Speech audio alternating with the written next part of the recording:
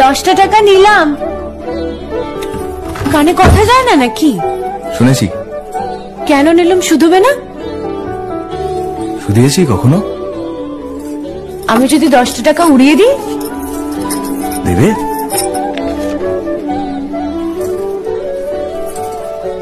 আমি তবে যাই। আমরা থিয়েটার দেখতে যাচ্ছি। তুমি কি শুনলে আমি কি বললাম? বড় জ্বালাচ্ছ ললিতা।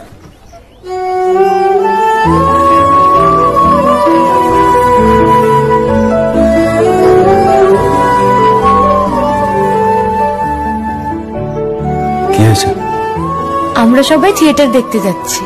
আমরা বলতে? আমি, কালী, চারু। চারুকে চেনো?